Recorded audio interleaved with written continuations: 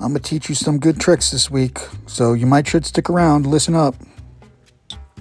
Number 5, mistakes. Now you're probably thinking, mistakes are the worst. Come on, what are you talking about? Just hear me out. Mistakes are actually your key to a whole universe of hilarity and lack of consequence if you use them right. Let me teach you the right way here. For example, let's say that old man Farmer Dirtman hires you to work on his farm, right? So you're working for him. And one day Farmer Dirtman comes to you and he says, hey, check it out. I'm leaving on this farm business trip or something. While I'm gone, I'm going to need you to paint the side of this barn here that faces the road with an advertisement for my pumpkin patch. But not only were you not listening, you don't paint any advertisements.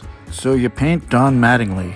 And he's getting married to that chicken lady who was playing badminton in Disney's Robin Hood. And the band at the wedding is the California Raisins, right? Let's say you painted that. Now the good news is, you just painted the wedding of Don Mattingly. You're a fucking legend. But the bad news is that when Farmer Con is over and Farmer Dirtman comes back, he's gonna say, the fuck is this? This is not what I told you to paint. Now, you might think you're totally boned in this situation, right? You're not. As long as you remember one simple phrase. Oh, sorry. It was a mistake. That's it. That's all you have to say. That's all you have to say. And they can't do anything. They can't do anything. We all make them. It was a mistake. And there's no situation where this doesn't work. For example, just try to think of the biggest fuck up you can think of. Like, remember that time when everyone in Hawaii got an emergency alert saying that a nuke was heading there? They were about to die? But there actually was no missile. Instead, some state employee had apparently hit the wrong button or something. You remember that? It's gotta be in like the top 5 funniest things to ever happen in history, right? So, the next day when that certain government employee went back to work, what do you think he said when his boss was finally done yelling at him? I mean, I don't know this for sure, but I have a pretty good guess.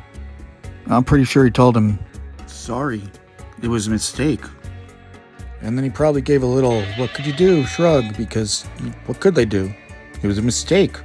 We all make mistakes, but we all don't make Employee of the Year. But he did. All thanks to mistakes.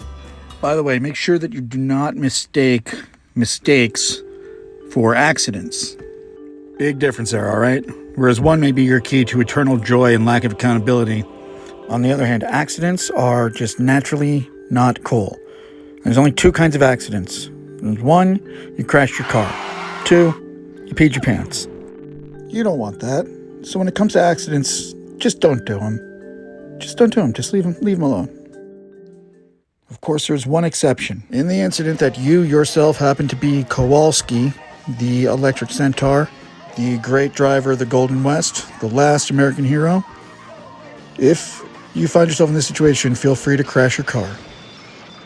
Because we can't really call that an accident now, can we? In conclusion, it's not an accident when Kowalski crashes his car. Any questions?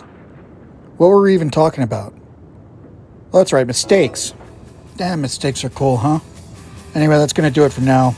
That was a long one. Next week we got number 4 coming up, but no promises. Got shit to do.